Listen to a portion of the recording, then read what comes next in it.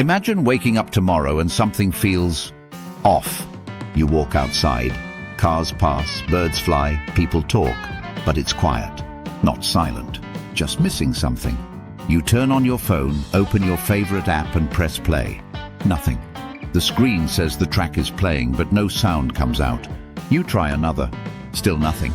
No rhythm, no melody, no beat. Music is gone. Not just erased from your library, but from reality itself. Gone from memory, from history, from existence. Every recording, every performance, every note vanished. What would happen to the world? This isn't just about entertainment. Music is woven into the fabric of human life. It shapes our rituals, our emotions, our memories. It's at weddings, funerals, protests, workouts, movies. It tells our stories. So what happens when it's gone? At first, you might not notice the full scale. The world would still function, traffic moves, businesses open, screens light up, but the background would feel hollow. Commercials on TV would sound bizarre, no jingles, no cinematic soundtracks. Sports events would lose their atmosphere. Without walk-up songs or national anthems, the energy vanishes. Now imagine going to the movies. The screen flickers to life. The images are there. The story unfolds, but there's no score. No swelling strings, no percussive tension, no emotional cues. Suddenly the film feels flat, disconnected. Because without music, emotion has no frame. Moments that should feel triumphant or tragic land with a thud. Now expand that emptiness further. Go to a wedding. No entrance song. No first dance. No celebration. Just silence between words. The joy loses its shape. The ceremony feels sterile. Attend a funeral. No requiem. No soft piano. No hymn to hold grief in place. Just quiet sobbing in a vacuum. Even the most intimate moments change. You fall in love, but you never share a song. You never hear a melody that captures what you can't put into words. There's no musical shorthand for joy, longing, heartbreak, nostalgia. Emotions still exist, but their echo is gone. And then the psychological effects begin. Music isn't just a luxury. It's a fundamental part of how the human brain processes emotion. Studies show that music can regulate heart rate, trigger dopamine release, reduce anxiety, and even aid in memory recall. Without it, people start to feel more anxious, more disconnected, more alone. Imagine going for a run. No music to pace your stride. No rhythm to push you further. Exercise becomes harder, less motivating. The gym is filled with the sound of breathing and machinery, but no beat. Public spaces feel eerie. Shopping malls are quiet. Elevators, airports, waiting rooms, places where music once softened the boredom, now feel cold and clinical. And the worst part? No one remembers what it used to sound like. It's not just erased from devices. It's erased from minds. You hum, but nothing comes out. You tap a rhythm, but it goes nowhere. Even birdsong sounds unfamiliar, stripped of musicality, reduced to biological noise. Language changes. We lose metaphors. That rings a bell. Singing praises. In harmony. Striking a chord. Without music, these phrases have no meaning. Cultural references evaporate. Generational identity fractures. Entire industries collapse. The global music industry employs millions: artists, producers, engineers, marketers, instrument makers, venue workers. Gone overnight. Streaming platforms shut down. Record stores become obsolete relics. Concert halls fall silent. Tourism suffers. Cities known for music, Nashville, Vienna, Liverpool, New Orleans, lose part of their soul. No jazz in the French Quarter. No street musicians. No music festivals. Just quiet crowds and muted nights. Religions are shaken. From Gregorian chants to gospel choirs to Islamic recitation, music has been a central part of spiritual practice for millennia. Without it, rituals lose their rhythm. The act of worship becomes subdued. The sacred becomes silent. And then there's memory. Think of the songs tied to your past, childhood lullabies, your teenage anthem, the song that played during your first kiss, your first heartbreak, your wedding, your farewell. They're gone. With them, the emotional vividness of those memories begins to fade. Because music is a time machine. It brings the past into the present with visceral intensity. Without it, memory becomes flat. The soundtrack of your life, erased. Human connection weakens. Studies show that music enhances empathy, encourages group bonding, synchronizes heartbeats and brainwaves. Singing together, dancing together, these aren't just fun. They're biological bonding tools. Without them, we become more isolated, lonelier, less in tune with each other, literally. And so the world becomes quieter. Not in decibels, but in depth. Emotions remain, but feel shallower. Events still happen, but feel smaller. Life moves on, but feels less alive, because something essential is missing. And eventually, we stop looking for it. We adapt, we adjust, we forget. And that might be the most haunting part of all. But what if, in the middle of this silent world, someone starts to remember? Not fully, just fragments.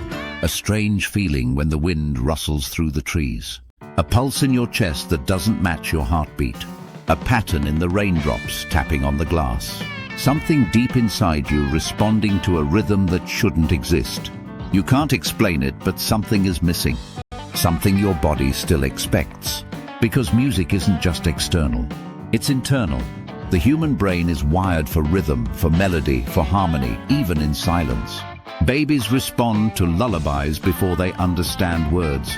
Patients with Alzheimer's can recall songs long after they've forgotten their names. Your heartbeat, your breath, your steps, they all follow rhythm by nature. So even in a world where music has disappeared, the memory of music lives in the body. People start to tap their fingers absent-mindedly. Patterns emerge. Not words, not melodies, just gestures.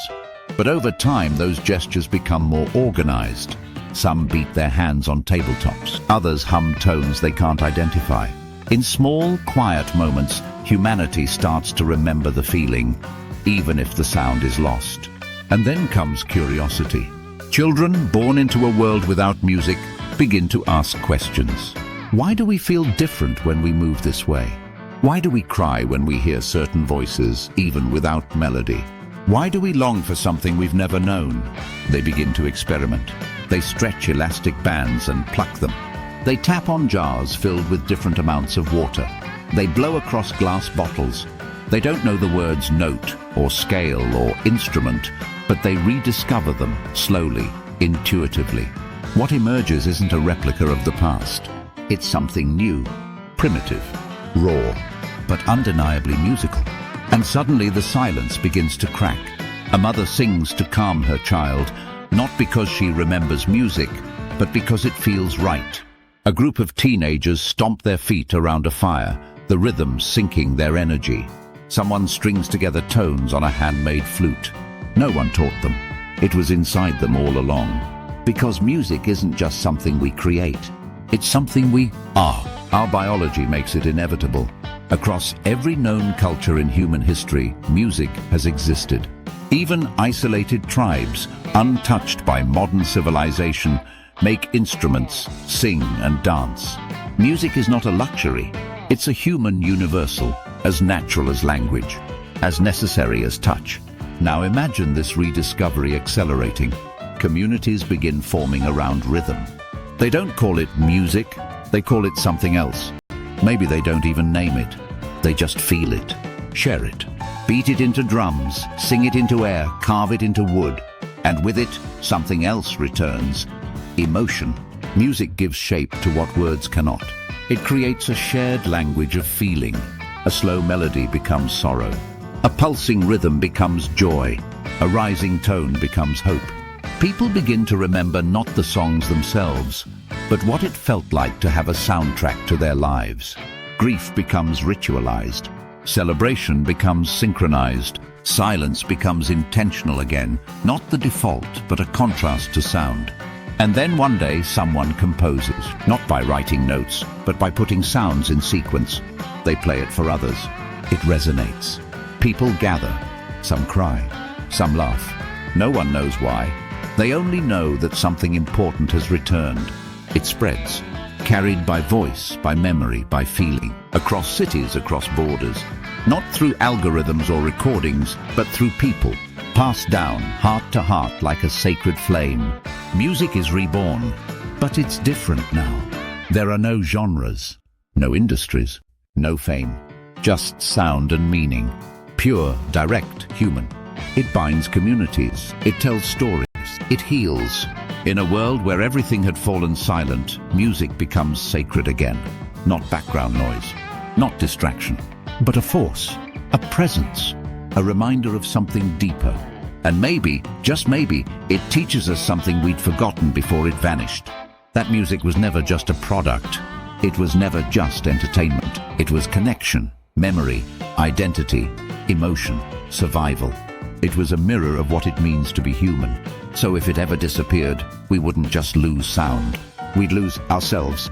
And if we ever got it back, we might never take it for granted again. But let's rewind. Before music vanished, before the silence, how did we treat it? How did we value it? In the world we live in today, music is everywhere. We stream it. We scroll past it. It's in ads, in elevators, in waiting rooms, in our ears while we walk, run, eat, study. It's available in every style, every mood, every tempo, instantly, endlessly. But with that abundance came a strange side effect. We stopped listening. Music became background, white noise, a tool to fill silence rather than appreciate it. Artists became algorithms. Hits became trends. And the soul of music, the raw human connection, got buried under production, packaging, and profit. We began skipping songs after 10 seconds. We began compressing entire genres into playlists built by AI. We began turning sacred rituals, like sharing a song with someone, into disposable clicks. So, in a way, maybe the disappearance of music wouldn't be the first loss. Maybe it already started, when music stopped being sacred, when it became a commodity, when it stopped being a way to say, I feel this, and started being a way to sell soda. And that raises a deeper question. What is music? Is it sound? Is it expression? Is it memory? Or is it something more? Something elemental, something our ancestors carried around fires, something that vibrates in the blood of every culture, every people, every soul. The earliest humans made flutes from bones, drums from stretched animal skin. They sang not for money, not for fame, but for survival, for meaning, for communion with the unknown. In ancient times, music was medicine. It was magic. It still is. Studies have shown that music reduces pain, stimulates memory in dementia patients, boosts recovery in stroke victims, increases empathy, regulates hormones, synchronizes brainwaves between people listening together. It doesn't just accompany emotion, it generates it. It's not a supplement to the human experience. It is the human experience. And in a world without it, we'd feel that absence in places we couldn't name. We'd crave it without knowing what we were missing. We'd sit in silence and feel an ache, not in the ears, but in the soul. And maybe, if music were to return, we'd finally understand what it always was. A map back to ourselves. Because music is memory. Music is identity. Music is time travel. It can take you back to the moment you fell in love. The summer you never wanted to end. The funeral where you couldn't cry until the song played. The night you drove alone, volume up, windows down, finally feeling free. No other art form does that. You can't hum a painting. You can't dance to a sculpture. You can't memorize a photograph the way you memorize a melody. Music is portable emotion. It is the only thing that bypasses the rational brain and speaks directly to the limbic system, the part responsible for feeling. That's why it moves us so deeply. That's why we cry when the right chord hits. That's why we smile when we hear a song we thought we'd forgotten. And that's why its loss would cut deeper than we realized. So if you're listening to music right now, really listening, pause for a moment. Not to skip the track, not to shuffle the playlist, but to remember what it means. That someone, somewhere, created this from silence. Not because they had to, but because they needed to. And maybe, so do you. Because music isn't a luxury. It's a necessity, a heartbeat we carry outside the body, a language we all speak without needing words. And if it ever disappeared completely, we wouldn't just lose songs. We'd lose part of what makes us human. So listen, really listen, while it's still here. Now imagine this, music never vanished completely. What if instead it was stolen? Not by silence, but by saturation. A slow erosion, not of sound, but of meaning. Because in our hyper-connected, algorithm-driven world, music hasn't disappeared. It's louder than ever. But something about it feels emptier. We have more access to music than any generation before us. Millions of songs, endless genres, personalized playlists curated by machines. Yet people report feeling less emotionally connected to what they hear. Why? Because music has become disposable. It's designed to catch attention, not hold it. Structured for the first 10 seconds. Optimized for virality. Short, fast, repetitive. Hook first, heart second. And when one song finishes, another starts, instantly, automatically, forgettably. We consume music the way we scroll content, mindlessly, passively, always chasing the next hit of novelty. But music wasn't meant to be background noise. It was meant to be a moment. In ancient cultures, music wasn't just entertainment, it was sacred. Rituals, ceremonies, healing, connection. There were no fans, no algorithms, no charts, just people, instruments, and intention. Somewhere along the way, we traded that for convenience. And while we gained access, we lost presence. So the real question isn't, what if music disappeared? It's, what if we forgot how to listen? Because listening isn't passive, it's active. It's an act of attention, of surrender, of letting yourself feel. And in a world that's constantly screaming for our attention, that might be the most radical act of all. Imagine sitting with a single song. No phone, no screen, no distractions, just sound. Letting the chords swell, the rhythm build, the silence between notes stretch and echo. Letting yourself remember that music isn't data, it's emotion made audible. It's breath stretched across time. It's the voice of someone you'll never meet, reaching through speakers to say, "I felt this too." And when you remember that, when you really hear it, it changes you. You stop skipping. You stop multitasking. You stop using music and start experiencing it. And in that moment, something opens. You reconnect, not just with the song, but with yourself. Because music is one of the few things that brings us into the present, fully. Body, mind, memory, emotion. It anchors us in now, in feeling, in being. So maybe the question isn't, what if music disappeared? Maybe the question is, what if it's still here, and we're the ones who went missing?